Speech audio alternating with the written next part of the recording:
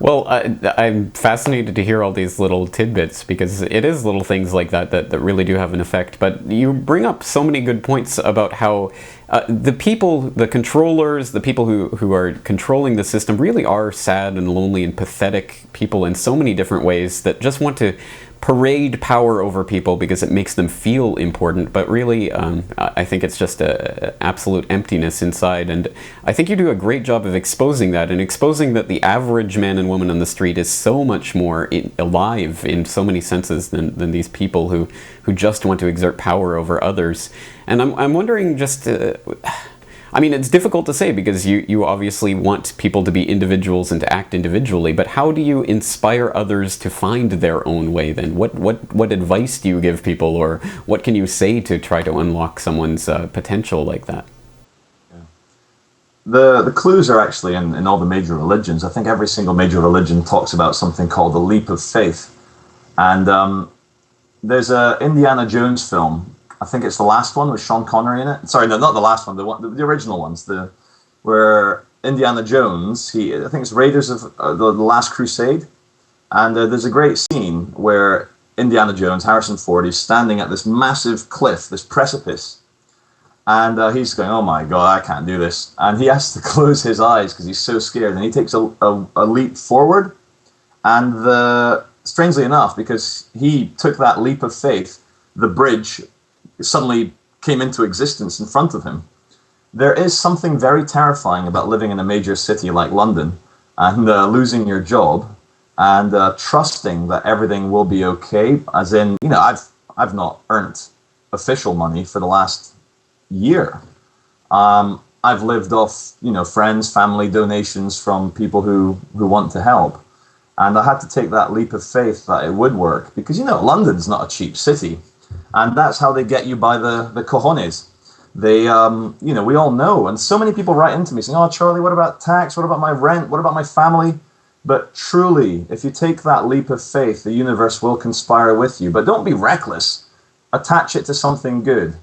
And I don't believe in the financial system. I don't believe in government. I don't believe in these systems of control. So I need to, act accordingly. So the major advice is, find out what terrifies you and slowly open that box, slowly put that Rubik's Cube back together in one piece. And in doing so, you will find that the smoke and mirrors of that demon are exposed and it's not so bad after all. And let's not forget, there is nothing more glorious than doing what could be conceived as a good act in a world full of evil. So there is something inherently fun in doing good and in spreading information, and everyone has their part to play. So I don't really do anything else apart from obviously have friends and my girlfriend, and all I do is love police, and I love it. I don't ever consider it work because it's not work. It's doing what's right, and I'm very honored and very humbled that I'm able to do this.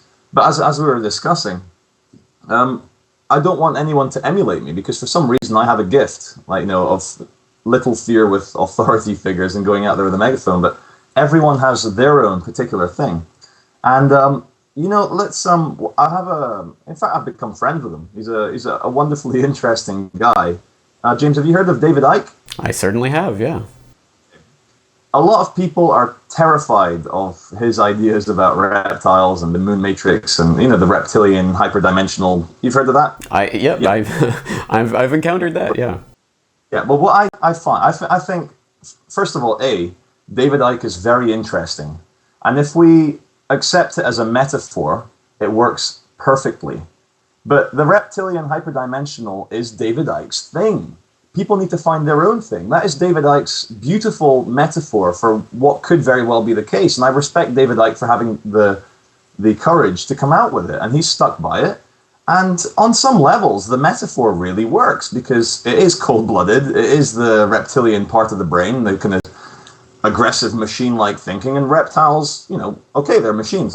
So David Icke's thing is the reptilian explanation of things. And that resonates with a lot of people. But the big mistake is that people then subsequently enter the cult of reptilianism And there's suddenly a massive industry about reptilians, but that's David Icke's thing, and we should respect him for having the courage to do it that way. Where I'm going with all this, James, is that, as I was saying, my thing is very personal to me, and what I want to do is inspire people to find their own thing. So be very careful of joining any group, be very careful of joining any cult, be very careful of any guru that says, oh, for $500, come to my mountain retreat, I will make you wise in 3 weeks. Doesn't work that way. And this is why I always, always, always say that the Love Police is a fake group. We will never accept any members. In fact, I'm not even a member.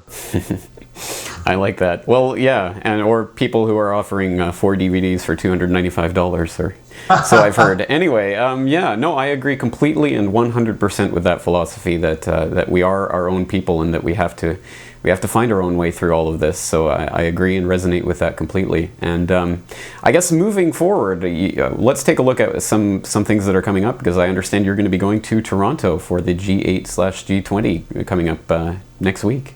Yeah, no, absolutely. Thanks again to the donations, which people help me with. I'm able. I got a cheap flight to Toronto from London. I'm good friends with Luke Rudkowski from We Are Change in New York, the founder. And I was lucky enough to spend 5 days with him in New York. And there's a lot of conspiracy theories about poor Luke in New York. But after spending 5 days with him, living with him, spending 24 hours a day with the guy, he is genuine, he is sincere. And let's not forget, he's a lot younger than you or I, James. He's in his early 20s. So, of course, he's still learning as well, as we all are. In Toronto, I'm meeting up with the We Are Change crew from New York. Obviously, there's going to be the We Are Changes from around Toronto will come in. And a guy called Dan from Press for Truth. He's a Canadian. I don't know if you've ever seen any of his stuff. Yeah, I love his stuff. I've never had him on, but I should probably talk to him. I'm very jealous of his beard. He puts the fun he puts the fun into fundamentalism. I love his really humble, innocent interactions with these giant big steroid security in Toronto, Bank of Canada. So Dan Dix, Luke Rudkowski, Charlie Veitch, Love Police, Press for Truth, We Are Change. We're going to be doing a lot of work together because, when you bring these disparate individual groups together, there's no need to bring it under a giant umbrella. Just stay individual, but collaborate. So we're going to have a lot of fun. What I really want to do is just show the absurd ridiculousness of bringing RoboCops to a peaceful city like Toronto. I have a lot of experience with London, the most heavily closed-circuit television city in the world, which the poor Canadian taxpayers are spending millions of Canadian dollars now installing cameras all over Toronto. The scientific, empirically deduced evidence of London is that CCTV does not lower crime.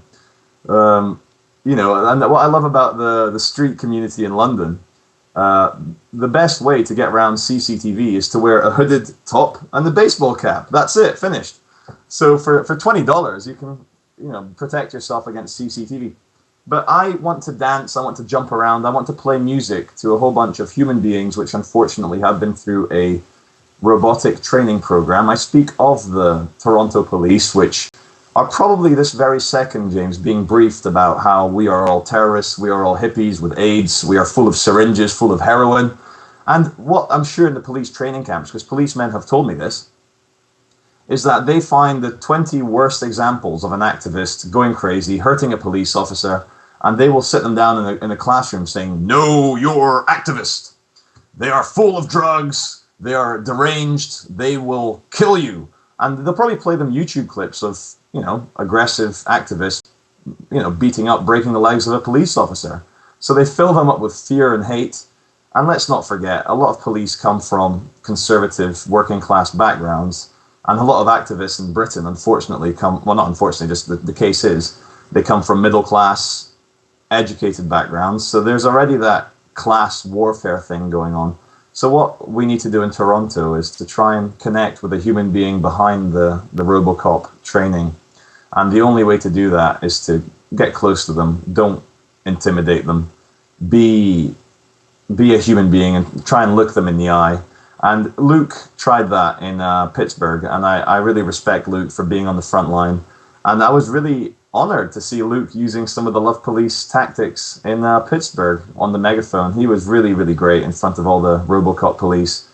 Well, and I just want to say, absolutely. I mean, this is an idea that, for whatever reason, is part of the zeitgeist now, and we see people talking about it more and more. I was talking to Charlie Skelton recently about his plans for Bilderberg, and he was talking all about how we have to interact with the police and get them on our side because they're part of us, that we shouldn't treat them as enemies. I think this is really an idea that a lot of people are coalescing around right now, and you're a big part of helping to bring that into the mainstream, and I'm so glad to see that you're going to be there, because this is exactly what we need to do, is to engage the police as human beings and to lower fear and to raise love. So I'm really excited to see the work that you do out there, because I love your style, and I know you're going to do some great work out there. But I hesitate almost to bring it up, but I understand that last April at the G20 in London, you saw a pretty horrific event. Do you want to talk about that?